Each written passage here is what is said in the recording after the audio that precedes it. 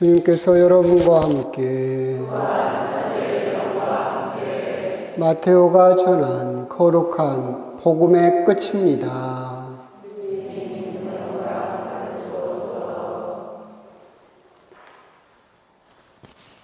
그때 11 제자는 갈릴레아로 떠나 예수님께서 분부하신 산으로 갔다. 그들은 예수님을 뵙고 엎드려 경배하였다. 그러나 더러는 의심하였다. 예수님께서는 그들에게 다가가 이르셨다. 나는 하늘과 땅의 모든 고난을 받았다. 그러므로 너희는 가서 모든 민족들을 제자로 삼아 아버지와 아들과 성령의 이름으로 세례를 주고 내가 너희에게 명령한 모든 것을 가르쳐 지키게 하여라. 보라, 내가 세상 끝날까지 언제나 너희와 함께 있겠다. 주님의 말씀입니다.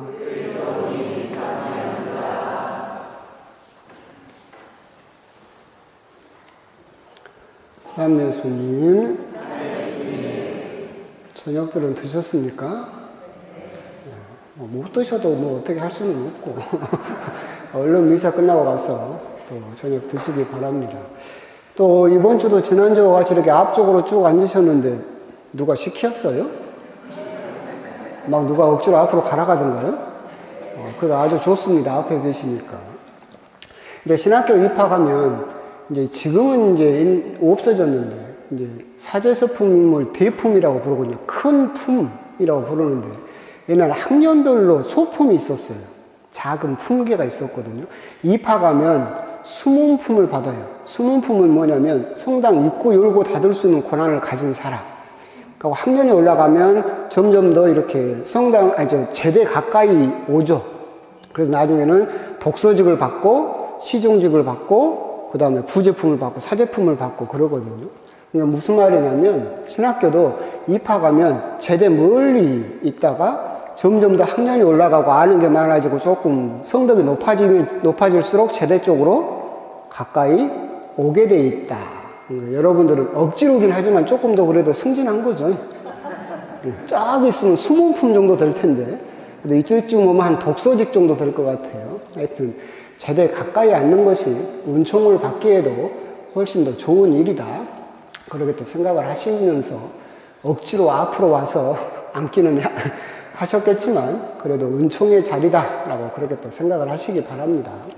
오늘은 이제 예수님 부활 후 40일 주님 승천 대축일입니다. 예수님께서 승천하셨다라고 하는 것은 여러 가지로 설명할 수도 있겠지만 그냥 3가지 정도만 여러분들이 기억하시면 좋겠어요. 첫 번째는 보고 믿었던 시대에서 이제 보지 않고 믿는 시대로 변했다. 예수님께서 승천하셔서 우리 눈에 보이지 않게 되었다라고 하는 것은 이렇게 옛날에 사도들이 보고서야 믿던 시대에서 이제 보지 않고 믿는 시대로 넘어가게 되었다라고 하는 뜻이고, 예수님께서 승천하실 수밖에 없었던 이유는 당신이 오늘 복음에서도 하시던 약속처럼 세상 끝날까지 내가 너희와 함께 있겠다, 이 약속을 지키기 위해서는 승천하실 수밖에 없었다라고 하는 거죠. 예수님이 그 육신을 가지고 지금 2000 몇 년입니까? 2026년째 우리 옆에 있으면 어떻게 될 것 같아요? 그러겠죠? 우리가 이해하기도 어렵겠죠. 세상 끝날까지 우리와 함께 있기 위해서는 당신의 몸이 들어 올려져서 그 다음에 성령이 오실 수밖에 없다. 그렇게 그 약속을 지키기 위해서 예수님께서는 승천하실 수밖에 없었다. 그렇기 때문에 예수님께서도 내가 떠나는 것이 너희에게 오히려 더 이롭다라고 하신 말씀도 그런 의미로 이해할 수 있을 겁니다. 3번째 예수님 승천의 의미는 우리의 본래 고향, 우리가 되돌아갈 고향이 바로 하늘나라다라고 하는 겁니다. 이 지상에서 영원히 살 것처럼 사는 사람들이 있잖아요. 이 지상에서 땅을 넓히고 권력을 잡고 어떻게든 악착같이 돈을 벌려고 다른 사람에게 피눈물을 흘리게 하면서도 마치 이 지상에서 영원히 살 것처럼 살던 사람들이 있죠. 있잖아요. 꼭 이름을 말해야 돼요? 윤석열, 김건희 이런 사람들처럼. 그런데 그런 사람들에게 예수님께서 하시는 말씀이 뭐예요? 꿈 깨라. 꿈 깨라. 우리들이 결국 이 지상에서는 영원히 살 수가 없다. 우리가 결국 되돌아가야 할 고향은 어디다? 하늘나라다라고 하는 것을 우리들에게 가르쳐 주시기 위해서 예수님께서 승천하셨다라고 그렇게 이해를 하시면 좋겠습니다. 이제 여러분들이 살고 있는 이 세상이죠. 보지 않고 믿고 있고, 그렇죠? 세상 끝날까지 예수님께서 우리와 함께 하고 계실 것이다. 그리고 우리는 이 지상에서 나그네의 삶을 살고 있고, 하늘에서 우리를 기다리고 계시는 본래 고향으로 우리들은 되돌아가서 영원한 행복을 가지게 될 것이다 라고 하는 것, 그것을 예수님의 승천을 통해서 우리들이 생각해 볼 수 있는 그런 부분이다 라고 또 생각을 하시면 되겠습니다. 이렇게 주님 승천 대축일에는 이제 우리 교회는 또 주보에도 있는 것처럼 홍보주의를 함께 보내고 있죠. 그래서 교황님께서도 홍보주의를 담화문을 내셨고, 요약문이긴 하지만 주보에 있습니다. 그래서 그걸 이제 댁에 가셔서 보시면 되고, 제가 조금 사악한 마음이 들어서 그냥 홍보줄 담화문 읽고 그냥 강론 퉁쳐버릴까라는 그런 얄팍한 생각도 잠깐 들었는데, 양심에 찔려서 지금 강론을 하고 있지만, 이제 댁에 가서 보시면 되겠고, 올해 역시도 프란시스코 교황님께서 홍보줄의 주제로 삼으셨던 것처럼 올해도 인공지능입니다. 계속해서 우리들에게 어떤 큰 도약의 기회이면서 큰 도전으로 다가오고 있는 인공지능에 대해서 홍보주일에 레오 14세 교황님께서도 우리들에게 또 말씀을 하고 계시죠.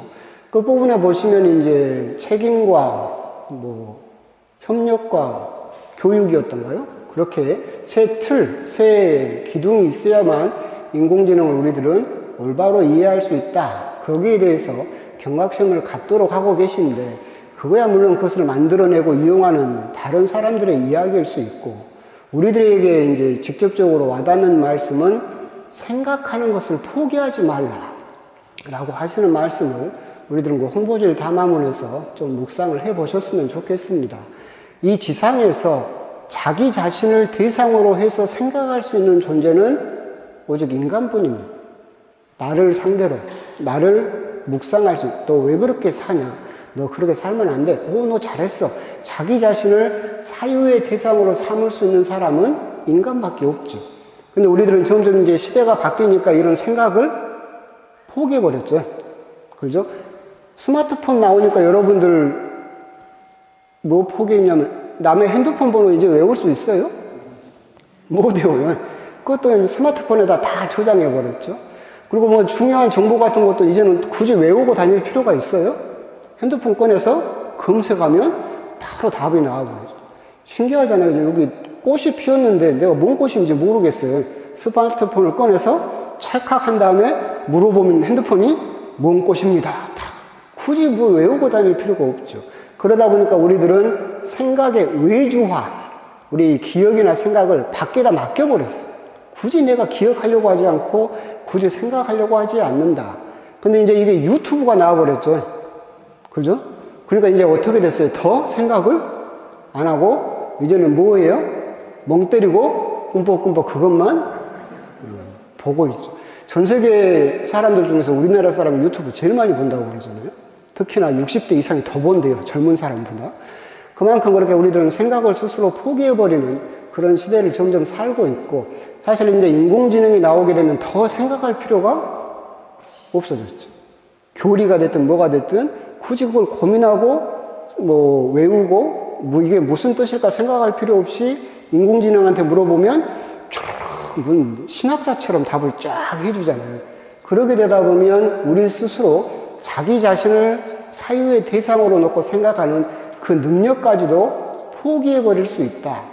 생각하는 것을 포기하지 말라라고 하는 그 말씀을 우리가 한번 곰곰이 묵상해 보실 필요가 있을 것 같습니다. 작년에인가 프란시스코 교황님께서 선정하시기 전에 그 홍보주의를 담화문에서 인공지능은 우리들에게 선악과인가? 라는 질문을 던지셨어요. 아담과 하와가 선악과를 따먹었죠. 왜 그렇게 따먹었냐면 그걸 따먹으면 자기가 신처럼 될 수 있다는 유혹에 넘어갔죠. 인공지능도 우리들을 신으로 만들어줄 것처럼 우리들은 지금 생각하고 있잖아요. 지금 현재 인공지능이 나온 게 인간이 1000년 동안 해야 될 일을 인공지능은 현재 3일이면 해내버립니다. 인간이 1000년 동안 할 것을 3년도 아니고 3일이면 해버리는 거예요. 그래서 실제로 2030년 정도가 되면 인간의 1000년이 인공지능한테는 하루가 되버려요. 그러니까 성경에 있는 것처럼 하느님의 하루가 우리에게 1000년과 같다라는 그런 비유 말씀이 실제로 인공지능에게는 그게 가능해져 버린다. 과연 인공지능이 아담이 따먹었던 또 다른 이름의 선악과가 될 것인지, 아니면 그것을 통해서 우리 인간이 훨씬 더 현명해지고 더 좋은 모습으로 자라게 될지, 그 부분에 대해서 아주 중요한 기로에 서 있지 않을까. 사실은 여러분들한테는 별로 안 중요할 수도 있어요. 얘들한테 중요하지. 안 중요해? 중요할 거야, 너한테는 아주. 그래서 우리 아이들이라든가 우리 후손들을 볼 때도 우리가 현명한 결정을 하고 우리 스스로 생각하는 것을 포기하지 않음으로써 인공지능을 선악과가 되지 않도록, 또 다른 이름의 바벨탑이 되지 않도록 하는 것이 굉장히 중요하다. 그런 취지에서 올해 역시도 레오 교황님은 인공지능에 대해서 홍보주일 담화문을 발표하셨다. 그래서 댁에 가셔서 한 번 더 찬찬히 돌아보셨으면 좋겠습니다. 그렇게 해서 이제 우리들은 홍보주의를 또 살고 있고, 그러면 우리가 홍보주의는 그렇게 평화방송이니 가톨릭 신문이니 경향 잡지니 그런 데서 알아서 할 일이고 우리하고는 아무 상관이 없는 일인가? 그건 아니죠. 그건 예수님께서 성부와 성자와 성령의 이름, 아버지와 아들과 성령의 이름으로 모든 사람에게 제자로 삼아서 당신의 복음을 알려라. 이것은 모든 그리스도인들에게 주어진 의무이고, 그 의무는 우리에게 똑같이 주어져 있고, 예수님을 알리는 게 뭐예요? 선교이자 홍보죠. 그러면 우리들은 예수님을 알리는 일에 얼마나 충실하고 있는가, 잘하고 있는가, 그런 부분에 대해서도 한번 곰곰이 묵상을 해보실 필요가 있겠습니다. 저는 홍보하게 되면 이런 생각이 이제 떠오르는데, 우리 성당에도 이제 스테인드 글라스가 있죠? 그전에 스테인드 글라스는 내용을 품고 있잖아요. 지금 밤이라서 좀 잘 안 보이지만, 햇빛이 들어오면 스테인드 글라스는 그 빛을 통과해서 자기가 표시하고자 하는 내용을 우리들에게 보여주죠.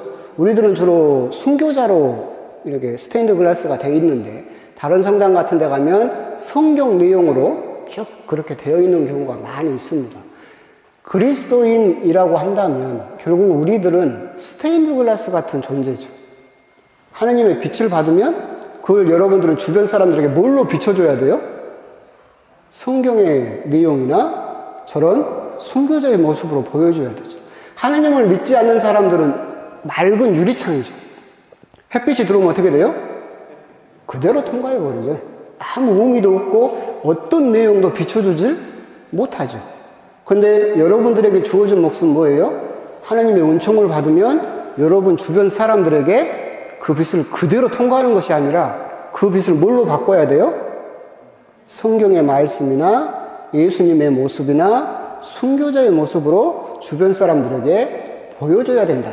그게 홍보의 또 다른 의미이지 않을까. 그런 부분에 대해서 이제 제가 묵상을 하면서 저는 그럼 주변 사람들에게 성경의 어떤 부분을 주변 사람들에게 보여주고 있을까 생각을 옛날에도 많이 했었었는데, 옛날에는 이제 지금은 잘 안 믿는 사람이 있는데, 제가 유학 갔다 와서 엄청 착해졌다고 그랬잖아요. 잘 안 믿더라고. 유학 가기 전엔 제가 어떻게 묵상을 했냐면 예수님의 성전 정화라고 생각했어요. 예수님께서 허리띠를 풀어가지고 싹 어떻게 해버렸어요? 싹 쓸어버렸지. 제가 그랬어요. 가가지고 뭔가 잘못되어 있다. 뭔가 사람들이 교리교사는 뭔가 그 교회의 가르침하고 다르게 자기들 욕심을 부리고 그런다 그러면 싹 쓸어버렸어. 싹 잘라버리고 싹 정리하고. 하고 그때 이제 우리 초등부 애들이 제 축일에 카드를 줬어요. 뭐라고 카드를 줬냐면, 사랑하는 신부님, 만날 때마다 화내고 만날 때마다 짜증내지만 그래도 사랑해요. 그러니까 이제 제가 유학 가기 전엔 저는 어떤 모습의 스탠드 글라스였냐면 제 스스로 성전 정화다 그렇게 생각을 했어요. 딱 정리하고 엎고. 근데 이제 유학을 가가지고 4년 동안 거기서는 이제 미사를 어떻게 하냐면 벽 보고 혼자예요. 경당에서 혼자 들어가서 이제 학교 가기 전에 벽 보고 혼자 미사하고 이렇게 성당 이제 학교를 가는데 그러다 보니까 신자들이 너무 소중하더라고. 옛날에 내가 막 함부로 했었는데 살다 보니까 참 신자가 소중하구나. 그래서 제가 많이 착해졌다니까. 그래가지고 유학 갔다 와서는 이제 그렇게 안쓰러요. 많이 착해졌어요. 그래서 요즘은 이제 곰곰이 생각을 해보면 그냥 회당에서 가르치는 예수님의 모습을 그래도 주변 사람들에게 보여주고 있는 것은 아닐까. 제 스스로. 물론 어떤 사람들은 또 성전 정화를 생각할 수도 있겠죠. 하여튼 저는 그렇게 생각을 하는데 여러분은 어떠냐 그러죠. 여러분들은 과연 유리창이에요? 성당에서만 있다가 집에 가면 그냥 상관없이 툭. 아니면 여러분들은 곰곰이 한번 묵상을 해보세요. 나는 신자로서 예수님을 믿는 사람으로서 예수님을 주변 사람들에게 어떤 모습으로 보여주고 있는가? 하느님의 빛을 받으면, 하느님의 은총을 받으면 내 남편에게, 내 부인에게, 내 주변 사람들에게 성경의 어떤 부분을 보여주고 있는가? 그리고 예수님의 어떤 모습을 주변 사람들에게 보여주고 있는가? 그게 홍보의 궁극적인 의미이지 않을까? 우리들은 유리창으로 만들어진 사람이 아니라 여러분들은 하나님의 스테인드 글라스죠. 하나님의 은총을 받으면 여러분은 반드시 예수님의 모습이 되었든 성경의 성인의 모습이 되었든 영광성당이면 순교자의 모습이 되었든 그 빛을 여러분 색깔로 바꿔서 주변 사람들에게 보여줄 수 있어야만 그것이 예수님을 올바로 알리는 홍보의 궁극적인 또 성취이지 않을까 그런 생각이 듭니다. 그래서 오늘 주님 홍보 주일에 한번 곰곰이 묵상하시면서 나는 어떤 모습이 새겨져 있는 스테인드 글라스입니까? 나는 주변 사람들에게 어떤 모습을 보여주고 있는 하느님의 스테인드 글라스인가? 그 부분에 대해서 한 번 더 곰곰이 묵상을 해 보셨으면 좋겠습니다. 아멘.